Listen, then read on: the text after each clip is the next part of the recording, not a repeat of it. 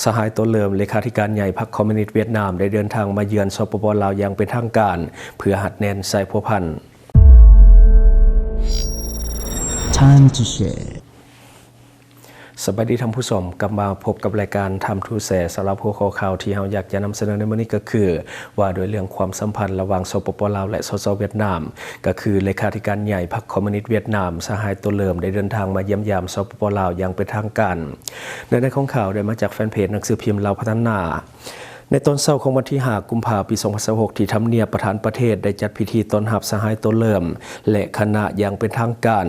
ได้จัดขึ้นอย่างอบอุ่นและสมเกียรติโดยการต้อนรับของสหายทองลุนศรีสุฤทธิ์และคณะหลังจากนั้น2สหายเลขาธิการใหญ่ลาวและเวียดนามได้นำพาคณะผู้แทนขั้นสูงของ2ประเทศพบปะ2ฝ่ายอย่างเป็นทางการ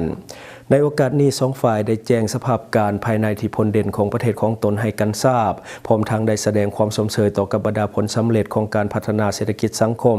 ที่2ประเทศญาติมาได้ในซุมปีที่ผ่านมาโดยเฉพาะเป็นผลสำเร็จของกองประชุมใหญ่ผู้แทนทั่วประเทศครั้งที่12ของพรรคประชาชนปฏิวัติลาวก็คือผลสำเร็จของกองประชุมใหญ่ผู้แทนทั่วประเทศของพรรคคอมมิวนิสต์เวียดนามครั้งที่14ในเดือนมังกรที่ผ่านมานี้2ฝ่ายได้แสดงความปิติยินดีและตีราคาสูงต่อกับสายพัวพันธุ์พิเศษและการหัวมือหอบด้านระหว่าง2ประเทศลาวและเวียดนาม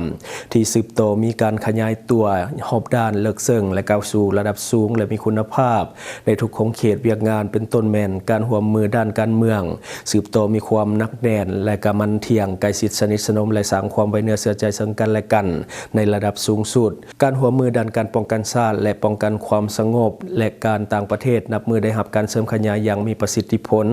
การหัวมือด้านเศรษฐกิจการค้าการลงทุนเทคโนโลยีวัฒนธรรมสังคมการศึกษาและอื่นๆนับมือได้รับการเพิ่มทวีและนำเอาผลประโยชน์อย่างเป็นรูปธรรมมาสู่ประชาชน2ชาติลาวและเวียดนามพิเศษ2ฝ่ายได้ยืนยันคืนเกี่ยวกับการเพิ่มพูนคุณสร้างสายพัวพันมิตรภาพอันยิ่งใหญ่ความสามัคคีพิเศษและการหัวมือหอบด้านและหุ้นส่วนยุทธศาสตร์ให้นับมือได้รับการเสริมขยายยิ่งขึ้น2ฝ่ายได้แสดงความสมเชยต่อผลสำเร็จของการพบปะประจำปี 2026 ระหว่าง2กรมการเมืองเวียดนามและลาวซึ่งได้กำหนดทิศทางยุทธศาสตร์ในการร่วมมือในระยะใหม่ให้มีความแทดเหมาะกับตัวจริงและก็มีมรรคผลกว่าเก่าก็คือผลสำเร็จของกองประชุมครั้งที่48ของคณะกรรมการร่วมมือทวิภาคีระหว่าง2รัฐบาลซึ่งได้สร้างบาดเก้าบุกทะลุใหม่ในการสุกยู่บรรดาโครงการร่วมมือด้านเศรษฐกิจวัฒนธรรมและวิทยาศาสตร์เทคนิคให้มีความคืบหน้าและนำเอาผลประโยชน์ตัวจริงมาสู่ประชาชน2ชาติให้นับมือนับหลายขึ้น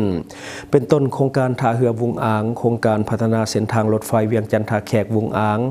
โครงการสร้างสายส่งไฟฟ้า500กิโลโวลต์แต่ภาคเหนือของสปป.ลาวไปหาภาคเหนือของสส.เวียดนามโครงการสร้างเส้นทางมิตรภาพลาวและเวียดนามเรียบตามบริเวณชายแดนที่มีความยาว200กิโลเมตรอยู่เบื้องลาวโครงการสร้างสางเก็บน้ำมันหรือว่าการสร้างระบบท่อส่ง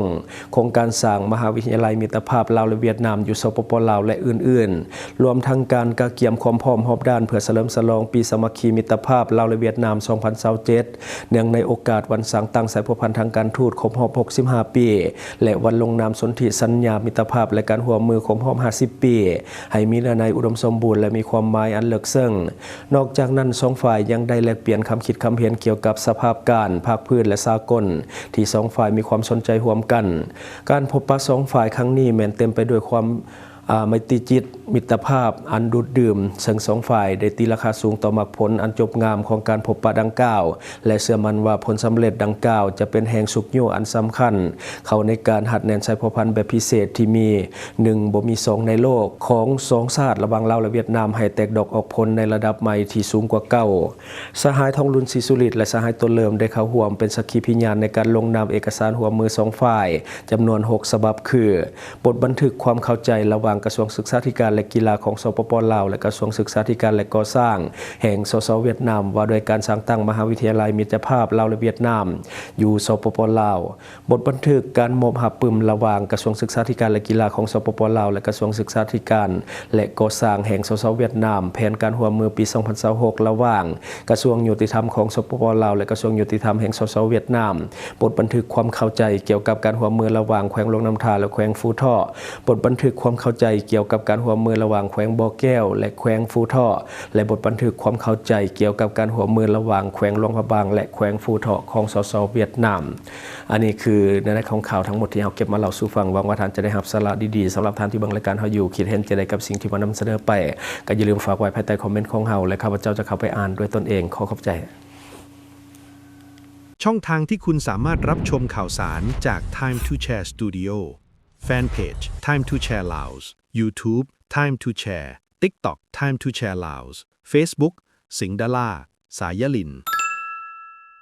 อยู่เมืองลาวใช้แต่เงินกีบลาวและส่งเสริมผลิตภัณฑ์ภายในเพื่อลดผ่อนการนำเข้าสินค้าและแก้ปัญหาเงินตรา Subscribe for more video.